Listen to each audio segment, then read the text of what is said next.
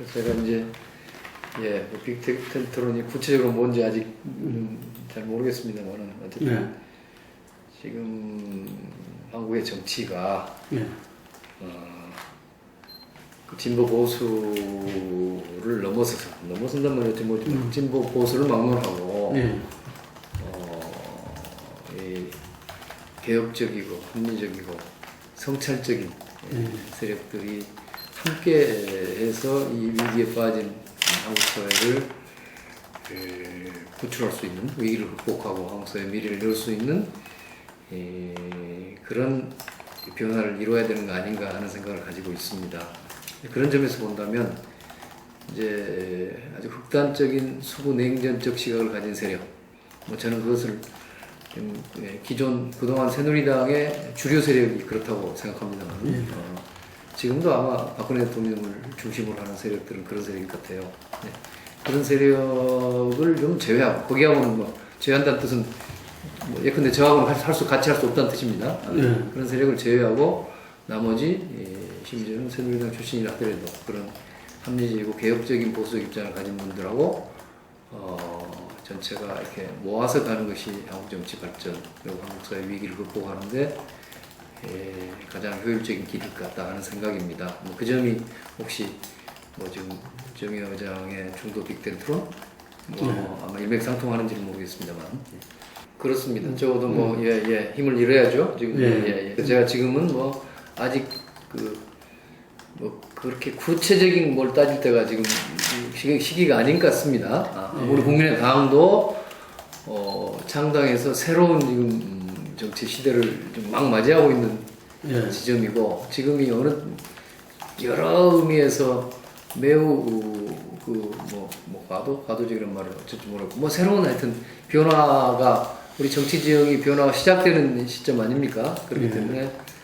뭐 정말 우리 국민의당이 그런 모든 세력을 다 포용할 수 있는 그런 개방적이고 통합적인 그런 정당으로 저는 발전해 가야 한다고 생각합니다. 행정관료로서의 능력과 정치 지도자로서의 능력, 더구나 지금 이 위기에 빠진 대한민국의 운명을 좌우할 수 있는 대통령감으로서의 능력은 저는 별개라고 생각합니다. 그래서 그 점은 이분이 이제 유엔 사무총장이라는 좀 세계적인 지위에서 활동을 하시니까 우리 국민들이 뭐 상당히 많이 기대를 하고 하는 거 제가 잘 알고 있습니다만 그러나 진짜로 그분이 대통령이 될 수 있는 분인가 여부는 그 비전과 정치력 이런 것들은 새롭게 스스로를 증명해 보여야 된다고 생각합니다. 그 말씀이 방점이 있는데 스스로를 검증해 보여야 된다. 그런 부분들이 좀 상당히 스스로라는 말이 뭐 약간 스스로 하는 거지. 스스로 그러니까 자기 능력을 스스로 보이는 거지 누가 모르겠어요. 뭐 조건이 잘 갖춰져 있는 거 아닙니까? 어떤 의미에서는 많은 국민들이 또 어떤 뭐 지금 뭐 저도 모르겠습니다만 박근혜 대통령이나 그 친박이 그분을 옹립하려고 한다는 지금 그 소문이 무성하지 않습니까? 뭐 그런 조건에 있지 않아요. 그런 조건이 있으니까 사실은 그 능력이 그 역량이 입증될 수 있는 좋은 기회를 맞고 있죠. 스스로라는 말은 남의 뭐 정치 지도자가 남이 대신 무슨 그분에 대해서 뭐 변론을 해서 그분의 능력을 입증해 보이겠습니까? 스스로는 그런 뜻이죠. 저는 그 박근혜 대통령 미안한 이야기입니다만은 현재 박근혜 대통령을 중심으로 하는 친박 세력은 상당히 수구 냉전적인 세력이라고 보입니다. 근데 저는 그런 세력이 다시 한국 정치의 어떤 주도권 잡아서는 안 된다고 생각합니다. 왜냐하면 저는 어떤 일이 또 정권 교체를 이루어야 한다고 믿고 또 그 길에 뭐 누구와도 앞장서서 또 헌신할 생각입니다만은 거기서 본다면 이를테면 그분이 무슨 누구든 지금 반기문 총장이든 누구든 간에 친박과 뭐 손을 잡거나 친박에 얹혀서 무슨 그런 수구적 냉전적 그 세력의 일환으로 그 세력의 리더로서 자리매김을 해가지고 무슨 국민 정치를 받을 수 있겠습니까? 그건 명백히 아닌 걸로 저도 생각합니다. 저는 우선 제 사법연수원의 동기입니다. 동기십니까? 그리고 이제 그 아주 인품이 좋으시고 온화한 분이시죠. 검사를 오래 하셨는데 그냥 보통 시쳇말로 한다면 검사 같지 않는 사람입니다. 전혀 어떤 그런 뭐 검사 우리나라 검사는 대체로 와일드하거나 이렇게 보이고 그 직무의 성질이 그런 측면이 큰데 이분은 학자스럽다 이런 이야기가. 그렇게 볼 수도 있고요. 이분은 실제로 아주 그 깊은 불교 신자지요. 그래서 동국대학교 총장으로도 계셨는데 깊은 불교 신자에서 말하자면 무슨 불교의 수행자 같은 하여튼 그런 인품과 풍모를 가진 분입니다. 그래서 그 당시에 뭐 제가 법무장관을 할 때 그때 제가 그때 차관으로 좀 모셨습니다. 그때 그렇다고 그 후로 헌법재판관으로 하셨고 그걸 지나서 동국대학교 총장을 했는데 제가 좀 어젠가 그런 뉴스가 한번 났기에 깜짝 놀랐습니다. 깜짝 놀랐습니다. 근데 그것은 제가 사적으로 워낙 가깝고 좋아하는 분이기 때문에 뭐 평하기는 좀 어렵습니다만 그분이 또 조금 이 혁신위원장입니까? 혁신 비대위원장. 혁신 비대위원장. 혁신 비대위원장. 당 대표를 겸한다고. 야, 그 어울리는 분인가는 저도 잘 모르겠습니다. 이게 좀 뜬금없다. 지금까지는 좀 그분이 해왔던 분야하고는 많이 다르다. 그런 느낌입니다. 그런 느낌. 굉장히 말하자면 비정치적인 분이고요. 그렇죠. 비정치적인 분이고 또 무슨 말하자면 지금 위기에 빠진 새누리당의 뭔가를 획기적인 무슨 변화를 강력하게 추진해서 뭘 바꿔야만이 그 당이 달라지고 살아날 거 아니겠습니까? 그런 일하고는 좀 어울리지 않는 생각이 솔직히 말씀드리면 그렇게 느껴지는군요. 그렇습니다. 두 가지 측면이 있죠. 하나는 우리 국민의당, 제가 몸담은 또 창당한 국민의당이 약진할 것이라는 것은 저는 뭐 예상하고 있었습니다. 그래서 대체로 한 30석, 40석을 얻을 거다. 그것은 뭐 그대로 예측한 셈인데요. 그러나 이제 정말 걱정은 새누리당이 압승하는 거 아니냐 하는 그런 걱정을 당초 많이 하고 있었습니다. 그러나 이제 선거 과정에서 무슨 다른 변화의 기운, 우리 새누리당이 반드시 그런 건 아닐 것 같다는 그런 느낌들을 저도 전달도 받았고 했습니다만 그러나 결과적으로 이번에 새누리당이 그렇게까지 참패를 할지는 저도 미처 예측을 못했습니다. 그래서 참 우리 국민들이 위대하다. 문자 그대로 위대하다. 참 민심이 무섭다. 우리 어떤 뭐 저도 정치를 많이 하고 이제 그런 사람이 됐습니다만 우리 정치인들의 생각과 염려를 훨씬 뛰어넘는 이 선택과 행동을 그것도 한 분이 하시는 게 아니잖아요. 집단적으로 한 분 한 분이 생각이 모여져 가지고 그런 엄청난 결과가 나는구나 그런 생각을 하게 됐습니다. 그래서 저는 지금 이번 총선 이후에는 정말 한국의 미래에 대한 우리 한국 국민들의 역량에 대해서 엄청난 신뢰를 하게 됐습니다. 그러니까 흔히들 보면은 이제 우리가 이 노령화가 진행되면서 60대 이상이 제일 이렇게 비중이 높은 이 세대가 되고 그러면서 그 노년층을 고소와 함께 앞으로 이 콘크리트의 이 노년층의 표들로 해서 진보층이 앞으로 선거는 계속 오를 수밖에 없다. 뭐 여론조사를 차치하고 그런 예상이 많았는데 그게 좀 이렇게 깨진 부분들. 그렇게 볼 수도 있겠군요. 저는 그런데 사실은 그 말씀에는 동의 안 해왔습니다. 저는 뭐 그런 것들 고령화가 되면서 뭐 상대적으로 보수화된다든가 하는 거 제가 부인하는 바는 아니지만 그것이 결정적이지 않다. 한국의 국민들이 어떤 정치의 변화, 한국 사회의 변화를 바라는 그 열망, 제가 개혁 정치의 열망이라고 많이 표현했습니다만 개혁 정치의 열망이라는 건 너무도 크고 뜨겁다.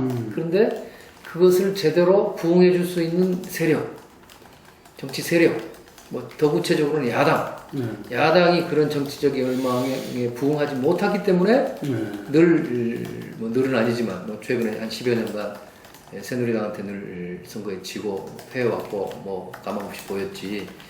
저는 야당만 제대로 하면, 야당만 조금만 그 개혁 정치의 길로 가면은 얼마든지 자신 있다 하는 것이 뭐 평소의 생각이었습니다. 지론이었는데 이번 선거를 끝나고는 그렇다고 해서 야당이 그렇게 된 것도 별로 아니잖아요.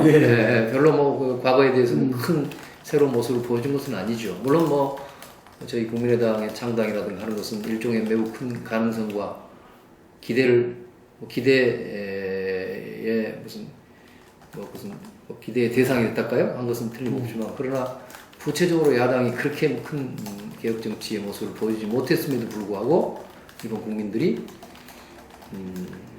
새누리당의 말하자면 엄청난 심판을 한 것을 보면서 야, 그래서 우리 국민들이 위대하다 하고 무슨 뭐 대권 주자들이 많이 있으시고 앞으로 나오겠지만 그것이 물론 뭐 정치라는 것이 이미지 정치기도 하고 뭐 여러 무슨 표를 얻는 정치이기 때문에 뭐 인기라든가 이런 것들이 중요한 것도 사실이지만 그러나 근본적으로는 그 전에 이 고단한 국민들의 삶을 해결할 수 있는 그런 비전, 그런 문제의식, 굳은 의지, 헌신성 이런 것들을 갖춘 사람이 나와야 되지 않겠습니까? 사람이든 세력이든 제가 그 신뢰할 만한 사람, 정말 헌신성을 가진 사람, 또 비전과 정책을 갖춘 사람, 또 그것을 현실화할 수 있는 그런 정치력을 갖춘 뭐 소통 능력, 뭐 포용력, 뭐 균형 감각, 뭐 이런 정치력을 갖춘 그런 이제 지도자가 나와야 되지 않겠습니까? 근데 지금 갑자기 뭐 지도자, 지금도 많은 분들이 지도자감이 있을 수 있을 것 같고요. 저는 우선 우리 지금 20대 국회부터 그런 생산적인 정치, 정말 그런 비전을 제시하고 정책을 만들고 생산하고 실천할 수 있는 그런 정치적 환경이 만들어졌으니까 어느 정도 그것을 잘 실천하고 그런 세력들이 잘 정착되고 특히 우리 국민의당도 이제 신생정당인데 좋은 정책도 만들고 좋은 시스템도 만들고 하는 과정을 통해서 앞으로 1년 반이라는 짧은 기간이지만 좋은 정당, 좋은 정치 세력, 여당으로 수권 능력이 있는 국민들 입장에서 보면 저 정당에다 국정을 맡겨도 되겠다는 그런 수권 정당도 만들어질 수 있고 또 그 과정에서 이 많은 정치인들 중에서 어떤 대통령이 될 수 있는 그런 탁월한 리더가 솟아날 수 있으리라고 생각합니다. 이게 시간이 짧기는 하지만 어쨌든 순서로 보면 지금 현재 국민적 요구,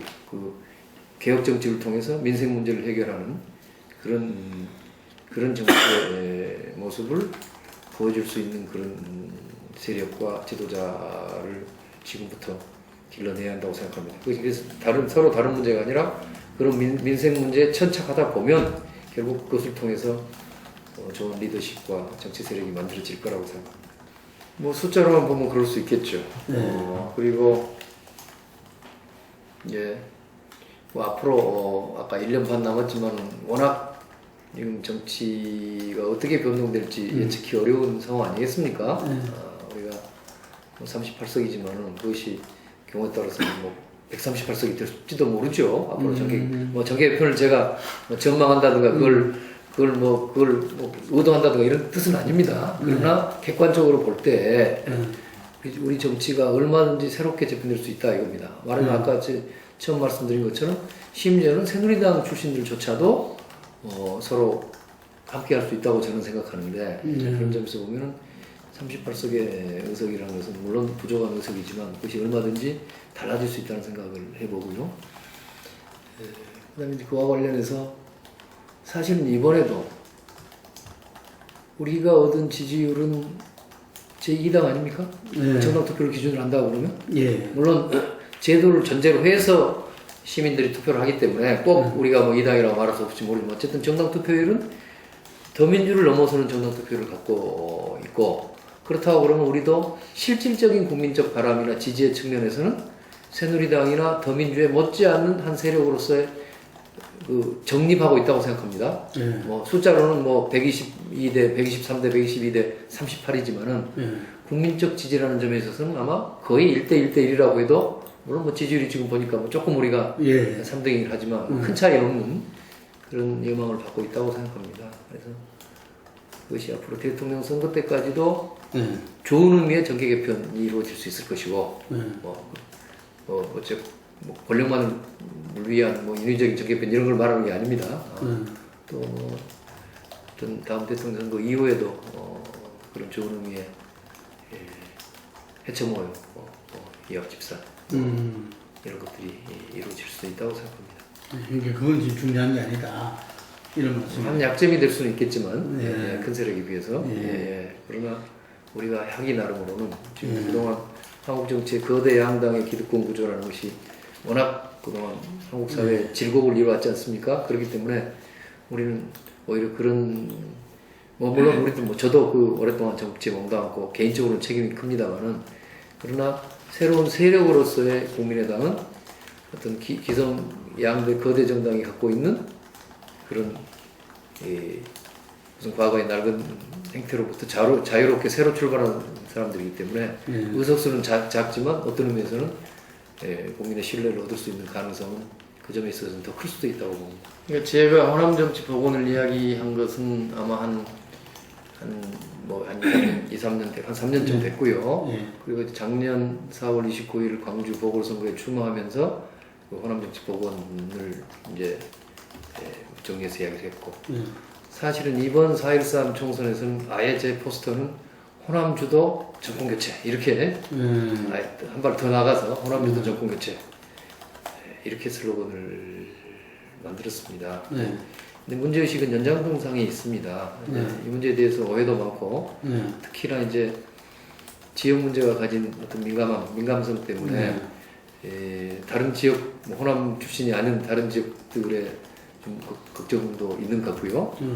또 호남 분들이라 하더라도 호남 현지에서 사신 분과 호남을 떠나서 무슨 서울이나 이런 등지에서 출향민으로 사신 분 사이에 조금 생각이 상대적으로 출향민들이 다 좀 걱정되는 거 아닌가 뭐 이런 게 많이 있다는 걸 제가 잘 알고 있습니다. 근데 제가 생각하는 것은 전혀 걱정할 일이 없는 거라고 저는 확신하고 있습니다.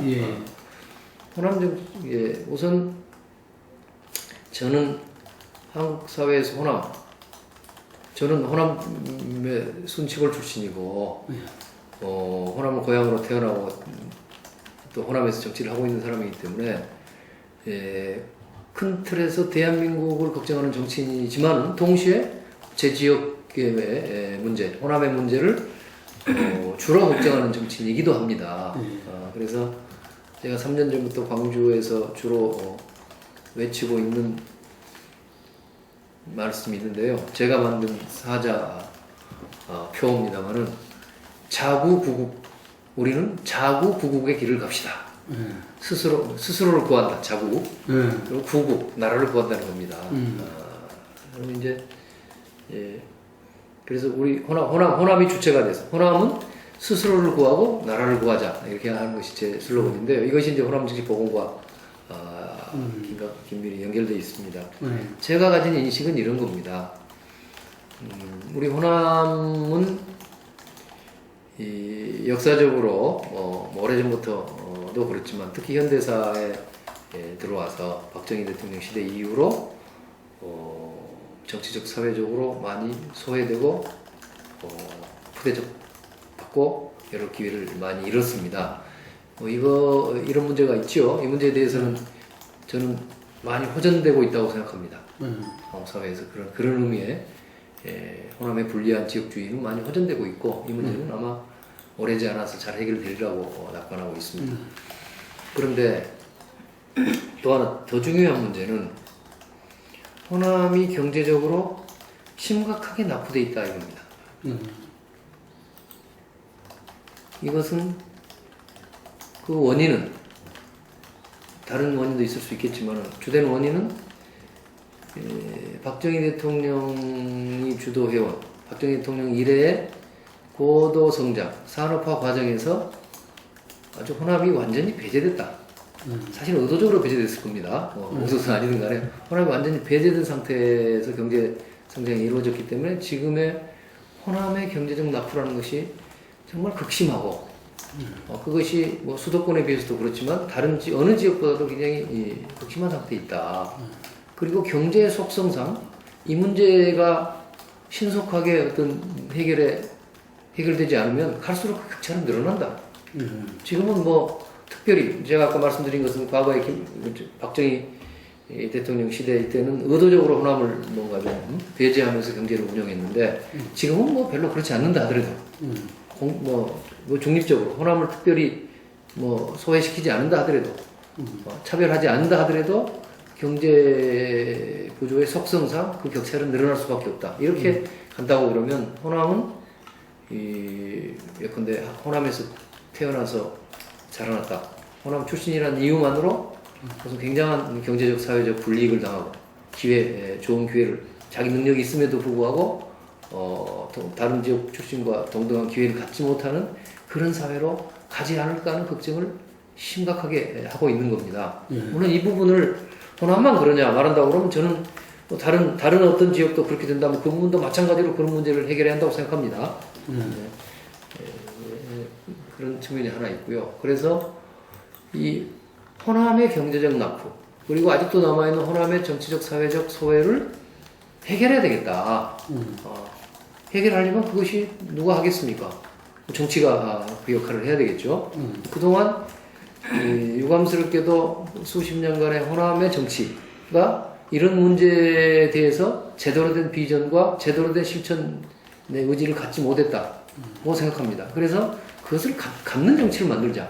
호남이 가진 문제들, 호남에 살고 있는 주민들의 여러 생활상의 어려움을 해결할 수 있는 그런 우선 생산적이고 힘있는 정치를 만들어 보자.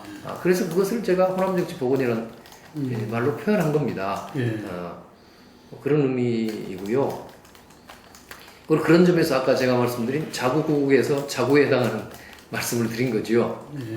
그리고 특히나 호남의 문제를 호남 아닌 다른 분들이 나와서 해결해 줄 수는 없는 거 아닙니까? 세상의 일지치라는 것이 남들이 도와줄 수도 있겠지만 그러나 우리가 스스로 먼저 우리의 문제를 해결하자 하는 의미가 자구라는 뜻에 담겨 있습니다. 그리고 이제 구국이라고 이제 말씀드린 것은 한국 사회가 지금 매우 위기에 처해 있다. 아까도 말씀드린 것처럼 한국 사회가 극소수 특권 세력이 부와 권력을 독점하고 독식하고 패권을 누리면서 그 정도가 더 심해지고 있다.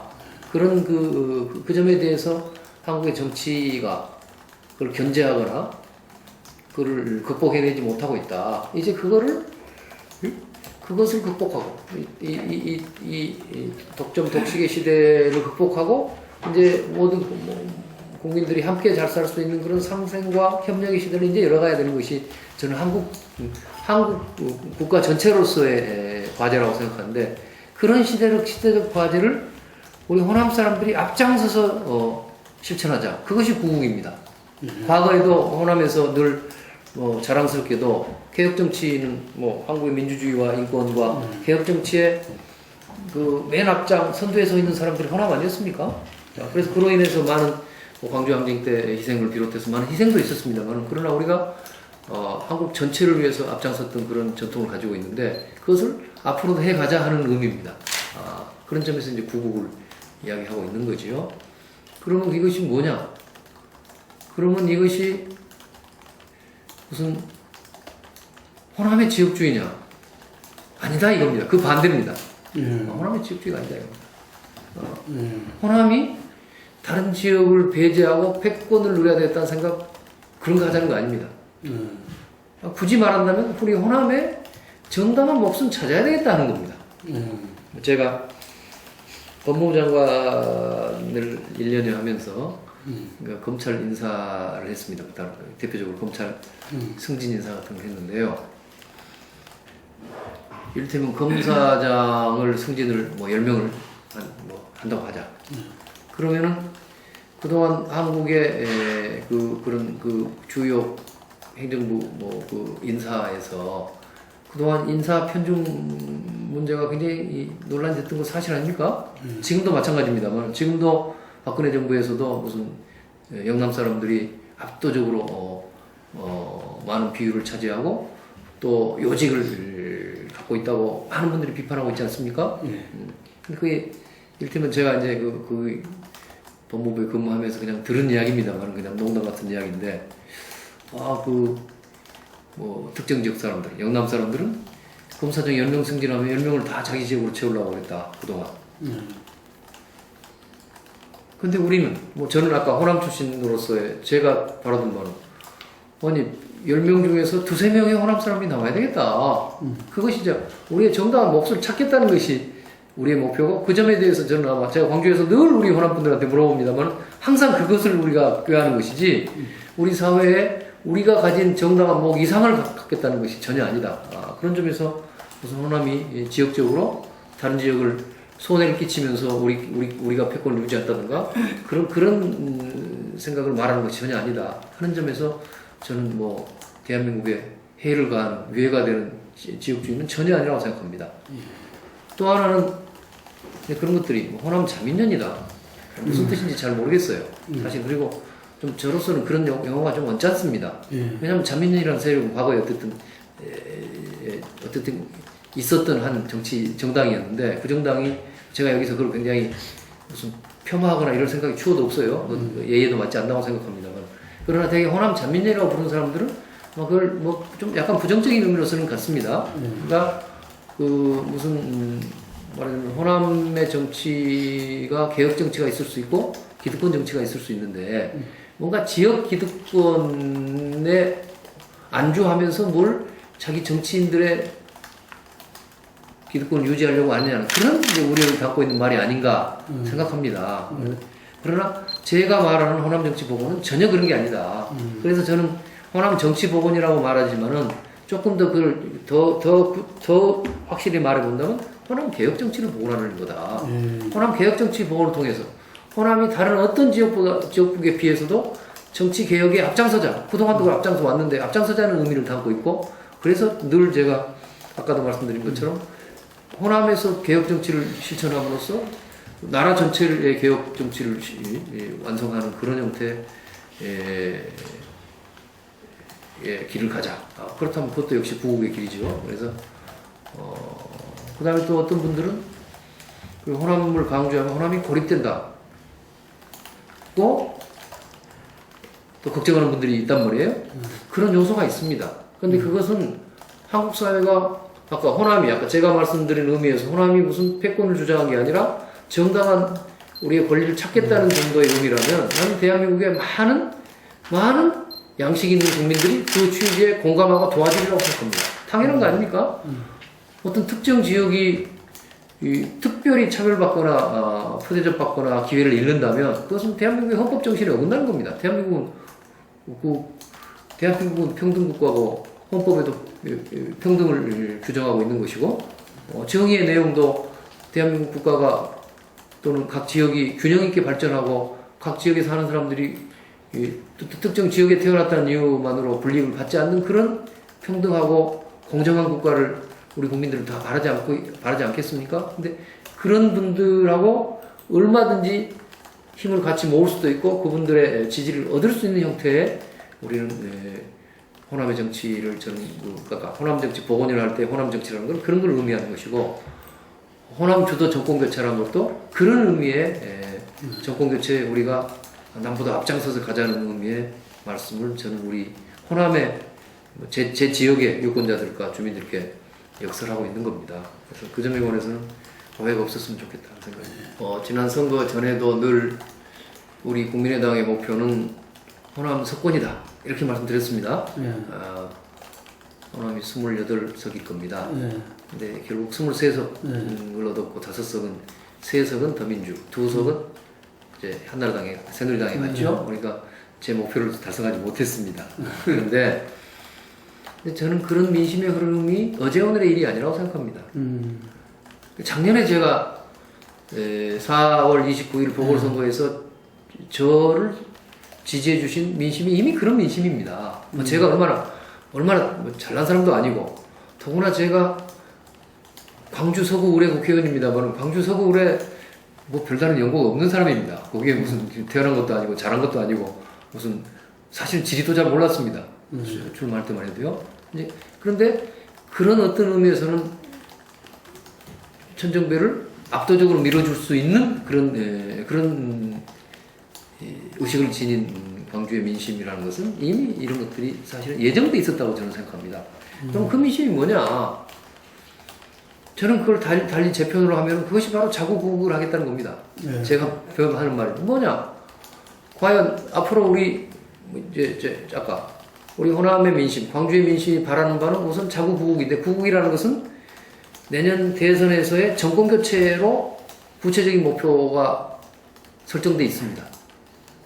정권 교체를 해야 되겠다. 뭐 정권 교체란 말이 단순히 뭐 진영으로 우리가 여당이 되겠다는 의미를 넘어서는 거죠. 한국의 이 독점, 독식, 패권의 세상인 한국이 이제 상생과 협력의 세상, 많은 국민들이 함께 잘 살고 희망을 가지고 살 수 있는, 안정되게 살 수 있는 그런 세상을 만들자. 그 만들기 위해서는 지금 정부가 안 되겠다. 박근혜 정부, 새누리당 정권은 안 되겠다. 이 정권을 어떻게든 좋은 정부로 바꿔야 되겠다 하는 정권 교체란 말에 표현되어 있는 구국의 길이죠. 그것이 호남의 민심의 첫 번째 바람이고요. 두 번째는 아까 제가 말씀드린 자구에 해당하는 거. 우리 호남도 그동안 우리 호남이 낙후되고 소외받아 왔다. 이 점은 우리가 해결해야 되겠다. 뭐 다른 지역은 우리가 뭐 패권을 누릴 위치에 갈 수도 없죠. 호남이 무슨 그런 힘이 어디 있습니까? 그런 걸 바라지도 않지만 우리가 또 정당하게 우리 호남의 미래에 관해서 우리도 다른 지역 못지않게 경제적으로도 좀 희망이 있고 잘 살 수 있는 그런 호남을 만들어야 되겠다 하는 두 가지 이 바람, 두 가지 과제, 이것이 우리 광주 민심이 생각하는 과제인 겁니다. 근데 그런 점에서 본다면 저도 지금은 무슨 다른 당을 비판하는 거 별로 뭐 내키지 않습니다만 적어도 이제 그러나 뭐 논의 말씀드리려고 하니까 할 수 없이 말씀드리는데 이제 호남의 그 민심이 보기에는 적어도 기존 우리가 오랫동안 미뤄왔던 기존 야당 가지고서는 그 두 가지 목적을 다 달성할 수 없다고 보는 겁니다. 지금은 더민주로 돼 있습니다만 어쨌든 그동안의 민주당 또 뭐 새정치연합이었습니까? 새정치연합이랑 그 당 가지고서는 우선 정권 교체가 불가능하다. 왜 불가능하다고 보는지는 뭐 자세히 설명 제가 안 드리겠습니다. 그분 거기가 갖고 있는 뭐 여러 가지 뭐 제가 말씀드린 건 뭐 비전의 상실이라든가 뭐 패권주의적 행태라든가 이런 것들이 이제 지적됩니다만은 그래서 그 당 가지고서는 우리가 아무리 밀어줘봤자 정권 교체가 불가능한 것 같다. 또 그 당 가지고서는 우리 호남의 정당한 이익, 아까 누님 말씀드린 그 이익도 구할 수 없을 것 같다. 그렇다고 보고 있는 거란 말이에요. 그래서 광주 민심이 벌써 작년 이전부터 그 기존 자신들이 미뤄왔던 야당, 지금의 더민주의 전신에 대해서 그야말로 황골 탈퇴를 요구해 왔던 거지요. 그동안에 패권주의 버려라. 무슨 뭐 이런 여러 가지 요구를 해왔고 그런 정말 획기적인 변화를 요구했던 것이 작년 4월 29일 보궐선거에 나타난 광주의 민심이었죠. 그리고 나서 약 1년 가까운 시간이 주어졌던 거 아닙니까? 그 기간 동안에 한편으로는 더민주가 있었고 또 더민주 출신들이 주로 나왔습니다만 국민의당이 만들어지면서 아마 우리 광주의 민심을 비롯한 호남 분들은 최소한 더민주에 대해서는 아까 두 가지 이 정권 교체도 호남의 정당한 이익을 지켜내는데도 뭐 가망이 작은 세력이라는 그런 기존의 평가를 바꾸지 않은 것이고 새롭게 만들어진 국민의당에 대해서는 아직 뭐 제가 보기에도 완전히 신뢰를 한 건 아니지만 아직까지 확실히 뭐 국민의당만 되면 무조건 내년에 정권 교체가 되고 호남의 이익을 지킬 수 있다 이렇게까지 아직 뭐 신뢰한 건 아니라고 저도 잘 알고 있습니다만 적어도 새로운 세력에게 그래도 이 세력에게 기대를 걸어보고 이 세력이 정권 교체든 호남의 정당한 이익을 지켜주는 일이든 할 수 있는 그런 가능성이 있을 것 같다 하는 그런 기대를 표출해 준 것이라고 저는 봅니다. 그 정당한 염려죠. 예, 국민들이 그렇게 염려하시는 그건 왜 아니고 정당하고 일리가 있는 것이라고 저는 생각합니다. 그리고 또 이번 과정에서 우리에게 상당한 지지를 주신 것도 그 문제가 없어서가 아니라는 생각입니다. 우선 기대를 하고 있는 것인데 우리로서도 이제 신생 정당 아닙니까? 불과 뭐 2월 2일 날 정당했나요? 이제 한 4개월 가까이 돼가는군요. 몇 개월밖에 안 된 정당이고 이제 비로소 우리가 우리가 바라는 세상, 우리 국민들에게 제시할 어떤 국가 비전, 또 그것을 실천할 수 있는 여러 정책을 구체적으로 내놓으면서 결국 아까 정체성의 문제를 이제 문제를 해야 정체성을 이제 보여드려야 될 거 아니겠습니까? 그런 과제가 저희한테 있다고 생각합니다. 그 점에 관해서 저는 아까도 말씀드렸는지 모르겠습니다만 저는 지금은 진보 보수의 문제가 아니고 처음에도 말씀드렸죠. 그것처럼 오히려 앞으로 수구냉전적 생각을 가진 극단주의적인 사람들을 제외한 합리적이고 개혁적이고 성찰적인 진보와 보수가 함께하는 것이 오히려 옳겠다. 지금은 진보 보수를 가르치기가 아니라고 생각합니다. 그렇다면 물론 기존의 뭐 진보냐 보수냐의 이런 관점에서만 본다면 이 당의 정체성이라는 게 상당히 흐릿하고 걱정스럽다고 볼 수 있겠지만 저는 오히려 현재 시대적 요구라는 것이 그런 진보 보수를 넘어서는 합리적 개혁을 열망하고 있기 때문에 오히려 우리 당처럼 저처럼 골수 야당 하던 사람들과 또는 심지어는 새누리당에서 활약했던 뭐 이상돈 최고위원이라든가 김성식 정책위 의장이라든가 이런 분들 함께 이미 모여있지 않습니까? 함께 모여있는데 그 점이 오히려 저희는 저희의 가능성을 높이는 거라고 생각합니다. 그래서 우리 내부적으로는 그러면 여러 가지 솔직히 이견이 있을 수 있습니다. 그것들을 어떻게 잘 우리가 새누리당이나 뭐 다른 정당과의 사이에도 뭐 서로 소통하고 상생하고 대화하고 타협을 해야 된다고 생각하는데 우리 국민의당 내부에서야 더더욱 먼저 그런 좀 더 보수적인 생각 가진 사람들과 좀 더 진보적인 사람 생각 간에 충분히 소통하고 타협해서 뭔가 현재 가장 한국 사회 어려운 아까 가장 심각한 문제점 말하자면 이 아까 3불이라고 말씀드린 어떤 민생의 불안과 사회 불공정, 경제적 불평등을 해결할 수 있는 그런 구체적인 정책, 구체적인 전략 그것을 기준으로 현재 국면에서 그것을 가장 효과적으로 달성할 수 있는 정책이나 수단이 뭐냐 하는 점에서 우리끼리 그걸 대화하고 타협함으로써 그것을 만들어내야 한다고 생각합니다. 그것을 이제부터 저희가 만들어내겠습니다. 그 점에 관해서는 우리 국민들께서 과도한 걱정을 하실 필요가 없다고 생각합니다. 저는 이런 문제의식을 우리 국민의당 38명의 국회의원 당선자들 또 국민의당의 핵심적인 사람들, 우리 당원들이 충분히 공유하고 있어서 어떤 일이 있더라도 우리 내부에 무슨 정체성의 혼란이나 이견이나 무슨 갈등이나 이런 걸로 표출돼서는 안 된다는 생각들. 그렇게 해서는 우리 스스로도 망하고 국민들한테도 매우 실망스러운 결과가 온다는 것을 너무도 우리가 강하게 우리가 의식하고 있기 때문에 그 점에 관해서는 너무 걱정하지 마시라 이렇게 말씀드리고 싶습니다. 연정 문제 아직 이제 우리 당에 조금 더 포괄적으로 말씀드리면 그야말로 우리 당은 선거 끝난 지 얼마 안 됐고 역사가 짧은 정당입니다. 그래서 여러 정치적인 문제, 정책적인 문제 이런 것들이 대체 우리가 가지고 있는 기존의 여야의 극한 대립의 정치는 극복하고 이제는 정말 상생, 소통, 모여서 협치 이런 게 가야 되겠다는 의지들은 강하지만 구체적으로 그것을 정치적으로는 어떻게 해야 되겠다.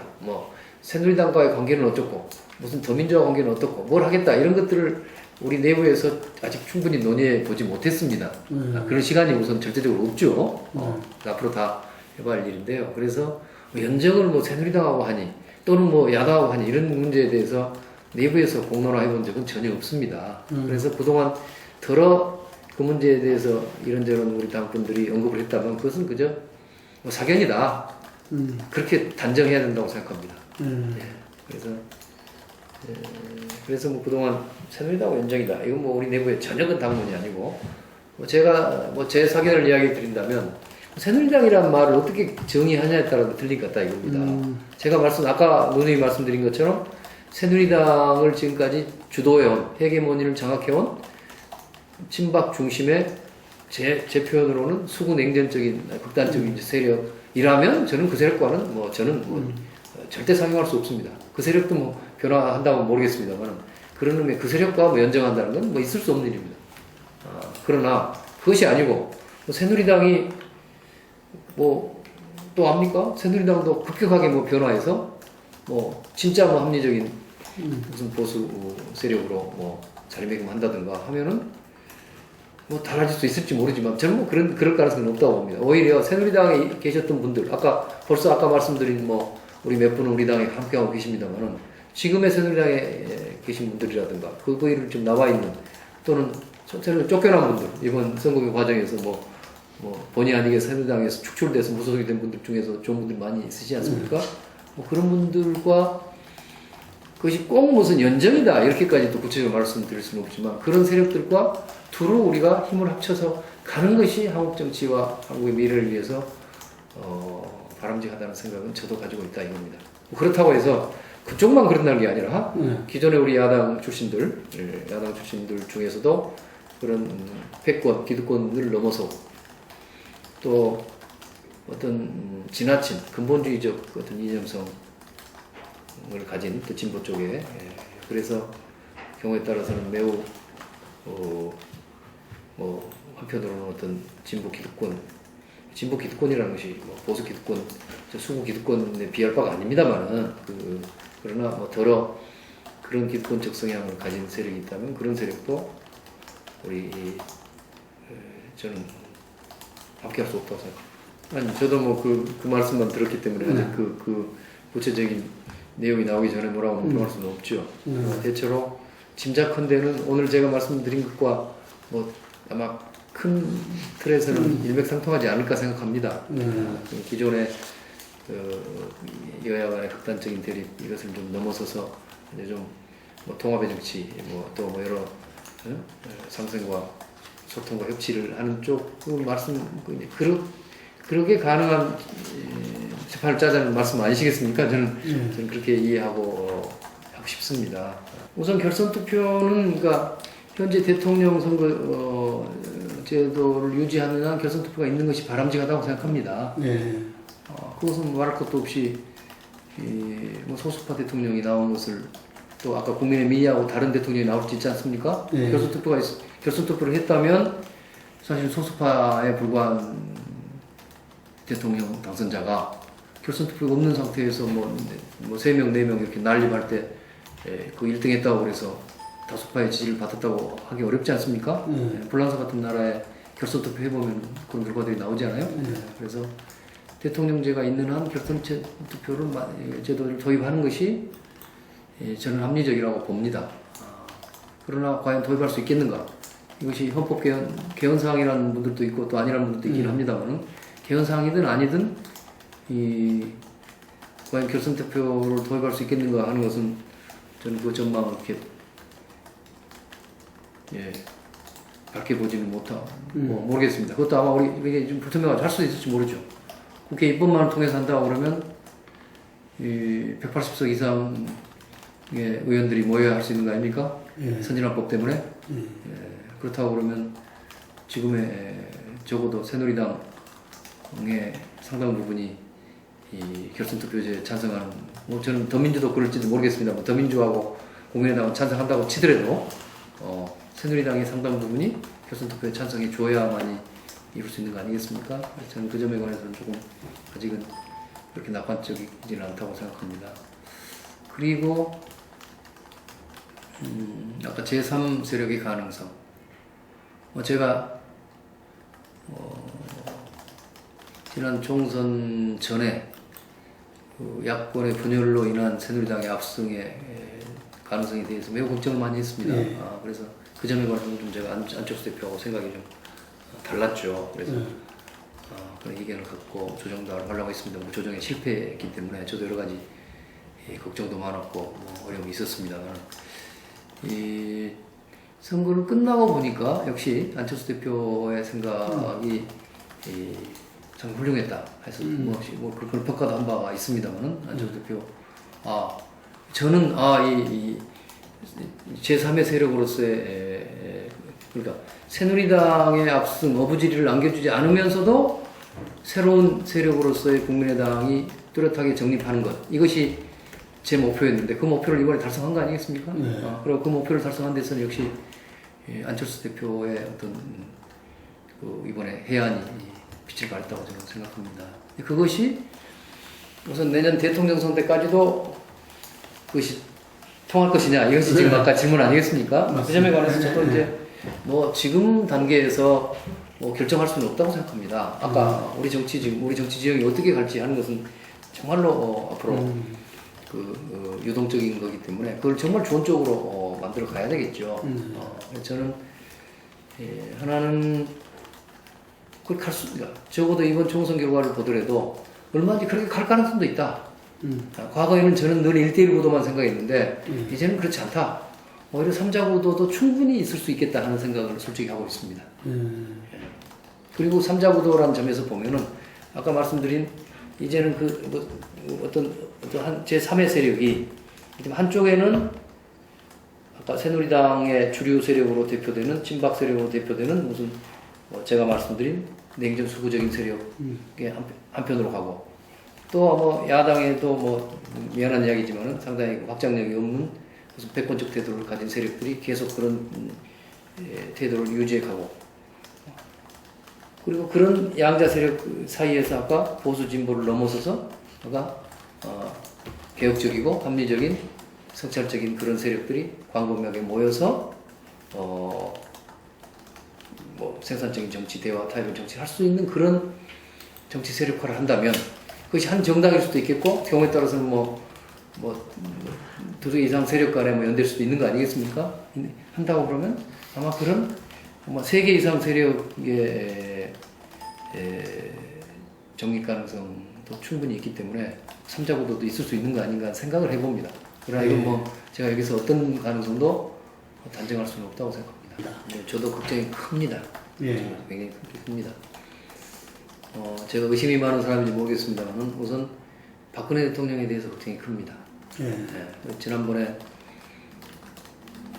정진석 원내대표가 인사차 우리 방문했지 않습니까? 그 자리에서 그런 이야기를 했습니다. 박근혜 대통령의 그분이 그동안 보여왔던 여러 행태에 대해서도 걱정이 크고 또 더 넓게 말하면 한국의 대통령제에서의 이루어졌던 기존의 우리 정치 환경이나 정치 구조에 대해서 걱정이 큽니다. 무슨 이야기인고 하니 저는 우리 한국 정치는 대통령의 식민지다 이런 말씀을 오래전에 해왔습니다. 아마 한 거의 20년이 됐습니다. 15년 정도 해왔습니다. 근데 그것은 결국 대통령이 마치 식민지 종주국 제왕 종주국이 뭐죠? 국가원수 군주처럼 그냥 여당을 우선 지배하고 여당이 총재가 됐을 때도 있고 요새는 다 정제직은 내려놨지만 그래도 사실상 다 이걸 좌지우지하고 그리고 여당이 다수파가 돼가지고 국회를 지배하고 그래서 전체적으로 한국 정치를 지배하는 그래서 국회를 지배하는 그런 구도가 한국 정치에 오랫동안 고착되어 왔다고 생각합니다.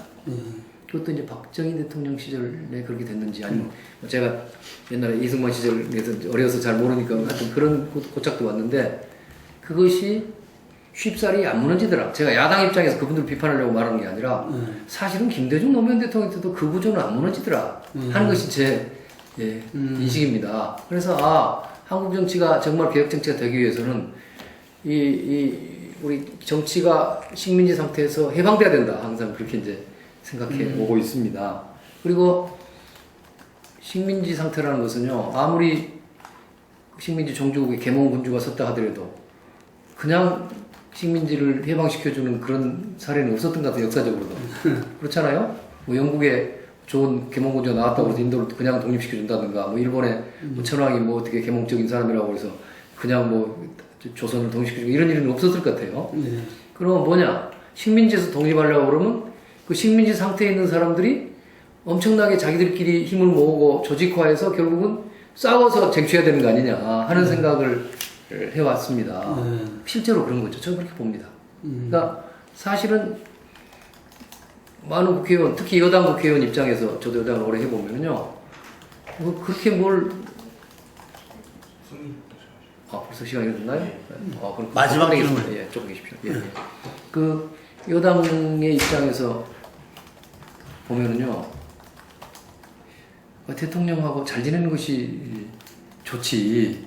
아까 크게 봐서는 독립하려면 한 사람의 정치인이 대통령한테 독립을 정치 못하잖아요. 힘이 워낙 차이가 크죠. 어떻게 대통령한테 대들어가지고 죽죠.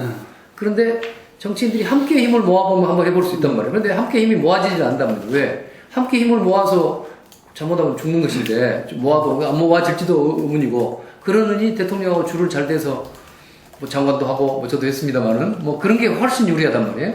그래서 가만히 있어도 그 대통령에 의해서 여당의 의원들이 디바이드 앤 룰이 되는 겁니다. 예? 그런데 또 대통령이 된 사람들이 또 보통 분들입니까? 이게 정치 고수고 말이에요. 그 힘을 가지고 또 그걸 의도적으로 디바이드 룰을 한다고 봅니다. 이런 것들이 뭉쳐 있으니까 계속적으로 한국 정치는, 의회는, 정당은 굉장히 대통령에 비해서 약하고 그렇단 말이에요. 그래서 많은 분들이 이제 제가 우리 그런 이야기도 좀 합니다. 정치 뭐 많은 이제 우리 시민들한테 그 회국 회원만 되면은 말이에요. 그렇게 우리가 이해할 수 없는 짓을 하느냐, 국민들한테 점수 잃을 면을 하느냐. 그럴 때 제가 그렇게 설명합니다. 그 힘의 원천이 어디 있는가를 잘 생각해 보십시오. 여당 국회의원이 눈살 찌푸리는 행동을 할 때는 사실은 저 사람이 대통령한테 지금 점수 달라고 하는 일이라고 하는 관점에서 보면은 다 이해가 되는 것이 많을 겁니다. 실제 그렇습니다. 장관 시켜준 것을 바래서 뭐 국민들한테는 좀 안 되는 일이지만 뭔가 그쪽에 뭐 촉대를 메고 나서 갖고 뭐 한다든가 뭐 이런 짓을 많이 하지 않아요? 그런 거라고 생각합니다. 그래서요, 이제 말씀이 길어졌는데, 그래서 그 정진석 의원한테도 대표한테 그런 말을 한 거죠.